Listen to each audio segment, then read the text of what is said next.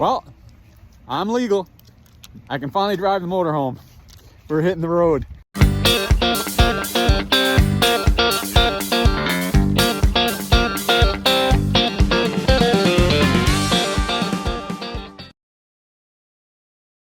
Well, the day is finally here. It's departure day. It's 1 degree Fahrenheit, which puts it at about minus 23 Celsius. And of course, it wouldn't be any adventure without a problem. Here's this morning's problem. That's my breakaway brake, my tow pig. So hopefully once the vehicle is warmed up and I'm on the road, we'll be good to go.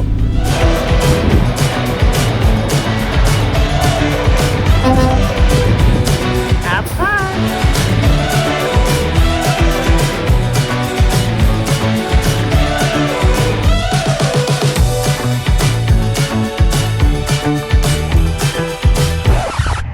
Well, this just happened.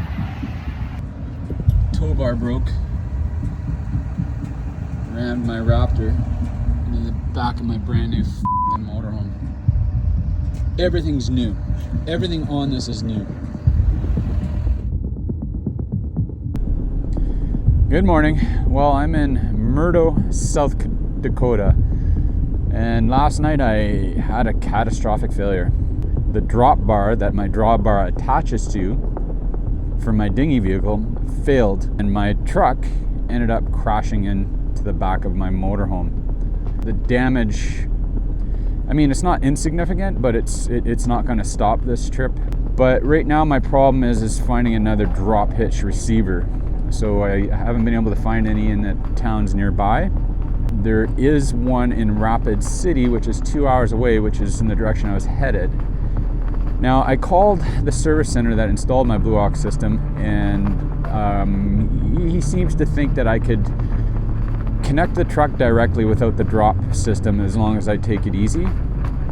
So, because of the height of the bumper of the motorhome, you have a pretty bad angle.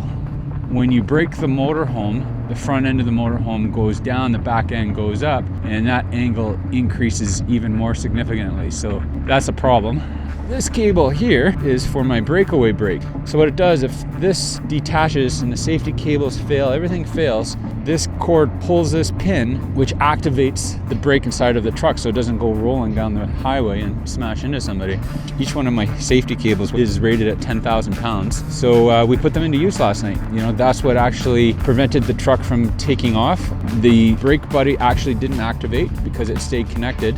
As I applied the braking on the motorhome to slow down, it did apply braking on the truck, but we did obviously still make contact.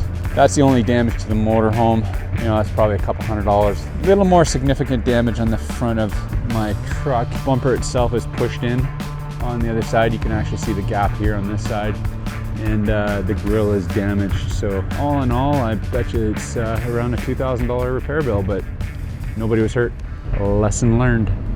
So, you know, I think we might just do that and get myself to a Camping World in Rapid City.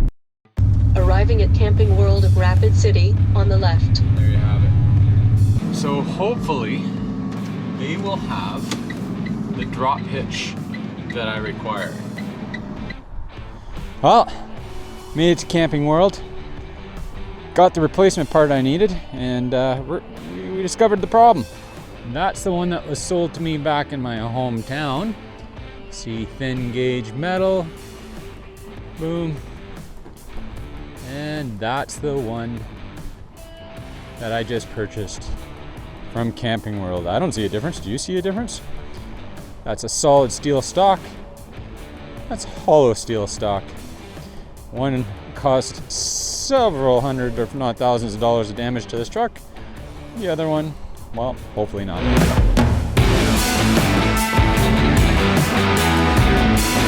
So, I hope you learned from my mistake, because it was an expensive one. And if one person can learn from it, well then this video is worth it. Chat soon.